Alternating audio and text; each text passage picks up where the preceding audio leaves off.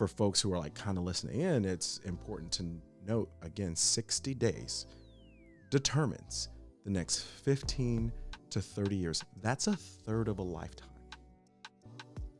determined for you in 60 days. So I want to ensure that your next third of your life and my next third of my life, we are informed about, and that we're taking the necessary steps to be prosperous. Aaliyah Roberts, my pronouns are she, her, hers. I'm the Community Engagement and Advocacy Director here at 26Health. And my name is Chevalier Lovett, he, him, or they, them, and I serve as the Chief Impact and Advocacy Officer. So I went to the University of Florida, and Go Gators, as always. They just won a championship, right? Yes, we are national champions in basketball. At University of Florida, I studied health education and behavior. So it was very much focused on why people make the decisions that they make that determine their health outcomes.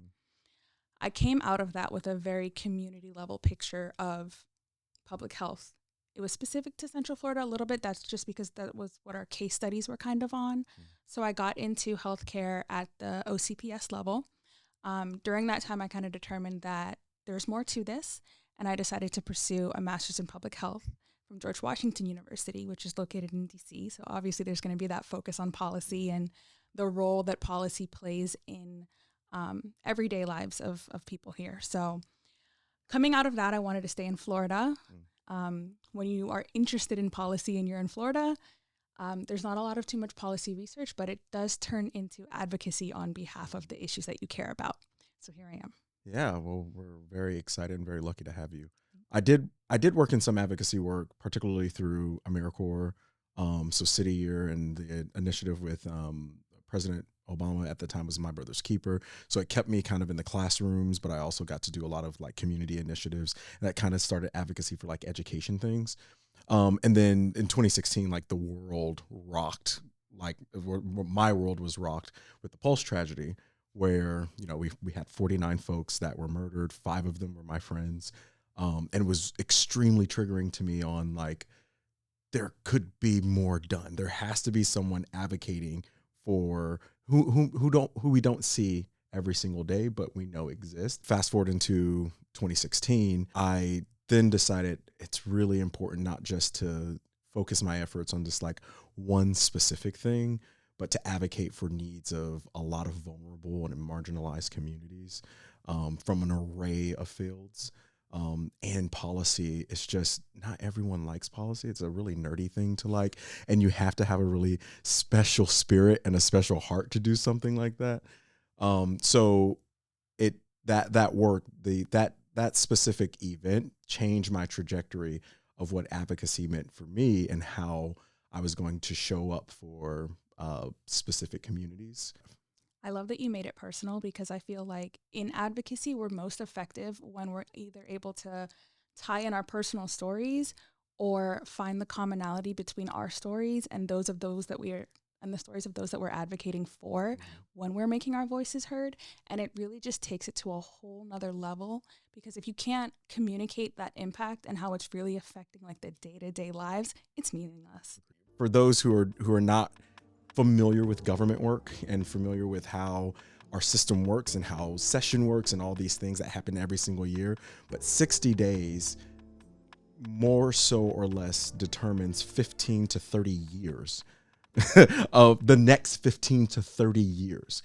And so I wanted, and there's quite a need in our state for the model that 26Health brings. I don't know of any other organization that can imitate or duplicate what 26Health is doing at this very moment. But I know of one organization, 26Health, that is doing specific work. And it's important for me that a part of this community, a part of this greater community, that our elected officials know that we exist. This is who we are. I'm not trying to influence anything that you are wanting to do. What I'm trying to say, though, is that we're here for your constituents, being one of them. And this is what our services are. And so Advocacy Days are going to turn into the vision is for it to turn into a larger thing. Now, we only took about 7 folks, and these were all folks in leadership in varying positions in the organization, and it was a really good time. Um, my hope and my dream is that we're creating this arm of folks who want to be nerds like us, that really care about advocating for specific needs on behalf of the organization or on behalf of themselves. And so I want to bring staff, I want to bring board members, I want to bring patients, I want to bring folks who are considering being patients, just so they understand this arm that does determine the quality of their life. Now, we might be able to provide quality health care, but others facets of what their life is going to be around, it's important to understand what happens on the Hill. Yeah.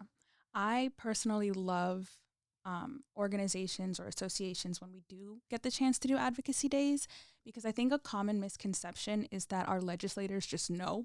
Yeah.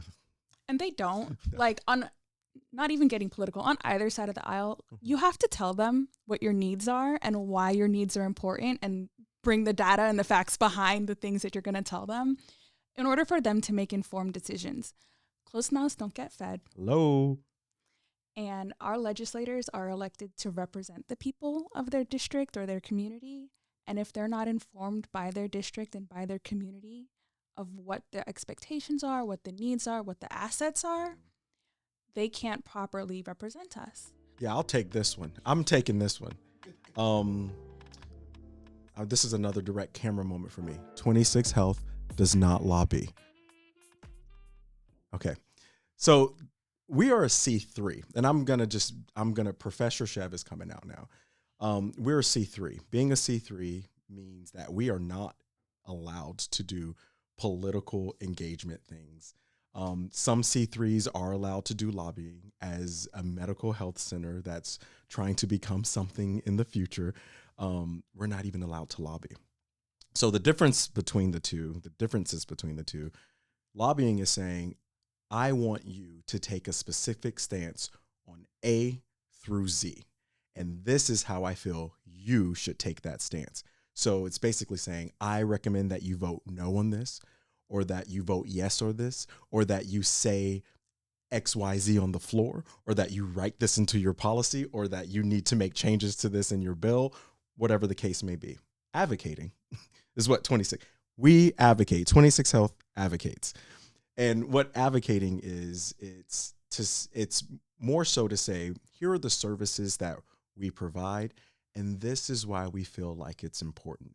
This is why we think what the mental health services that we provide, the adoption services that we provide, the primary medical health services that we provide, to the spa services that we provide, and the STI testing, all those things. This is why we think it's important, and we have stats to back that up. I think advocacy also really aligns well with just educating and education.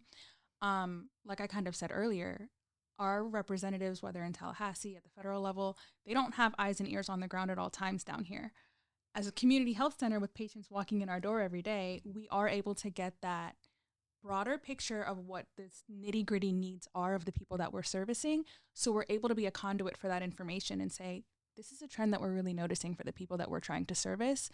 Take that information and do with it what you will. But we see that this is important, and we hope you can kind of at least be equipped with the knowledge of what we're communicating to you. That's good. And this is what we're going to do about it. Yeah. And this is what we're going to do about it. That's it. I think because, okay, when you go to Tallahassee or when you go to DC, you can have two different experiences. You can have, I'm going to speak at you and you're going to say, oh, okay, thank you. And those are, when the conversation goes like that, you know, okay, they have to take this meeting with you and they didn't care about what you had to say. When we get asked hard questions, that means they care. And that means they care about the community that they're serving and we're serving, and that they want to make sure that they're vetting us as responsible healthcare providers for that community. And it gives us the opportunity to prove ourselves that we are responsible, high quality healthcare providers for the community that we say we're serving. It's now important to know. It's now meaningful to see that folks understand this very complex system of policy and this very complex system of engaging with elected officials and this very complex system of advocating for an organization. being compliant legally, Mm-hmm. and at times having to put your personal feelings aside. Because let's face it, I met with folks that I might not have necessarily voted for. They're in that position now, and I respect you being in that position, and I am following the same trends that you're following, and I want the same thing that you want, which I hope you want, which is a quality life for the 22 million Floridians that live here, 23 now, actually. Oftentimes people will say, well, my vote doesn't matter. It's not going to do anything. I'm so triggered. Right. I'm going to try not to twitch here.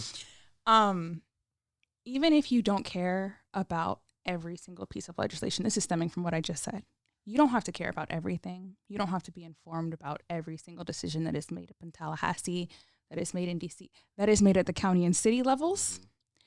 But in some way, in some form, especially on the local level, that's going to impact your quality of life. In 2025, there is no shortage of internet resources to get yourself educated about which politicians align with your personal beliefs, which bills are going to impact your personal beliefs and values. And there are organizations like 26Health. There are organizations that are 501c4s that can get a little bit more nitty gritty on specific issues that you can sign yourself up for their newsletter. Yeah. Volunteer with them. Find the people that do care and just ask them. Mm-hmm. If I need a doctor, am I going to just do it myself? I'm going to find a doctor. I'm going to find somebody who knows what they're talking about. And I'm going to rely on their expertise. I see what you did there. That's so good. So now that you've heard from my colleague Aaliyah and I don't want you to just take our words for the advocacy days that we did and why advocating for 26Health and other issues are so important. I want you to hear from some of my other colleagues as well. I think the impactful moment for me, or even the light bulb moment that I had, was whether we were talking to a lawmaker on this side of the aisle or that side of the aisle, I think there was just a common understanding of the need for accessible healthcare. No matter where you stand on any of the issues, I don't think there was any person that could tell you, hey, healthcare is not important to the people. Civic engagement is extremely important. It is the one thing I think so many people take for granted, not understanding the power of their voice and their vote. It is at a grassroots level and at an individual level that change occurs when people feel their vote doesn't matter. Many elections and decisions have been made on the basis of literally less than 1%. And depending on where you are, that literally oftentimes is 20, 30, sometimes 50 votes. So if you're one in that 50, it is your voice that changed an outcome that can impact the community. And not engaging and being involved and listening and advocating sometimes is a change in communities having access to clean water or not. And with the work that we do here, it's the access and right for equitable healthcare. The most impactful moment was a conversation I had while I was in Tallahassee with someone who was across the aisle. I think I, like a lot of other people, have perceptions of people who vote differently than I do, who may be aligned with different political parties or political ideologies.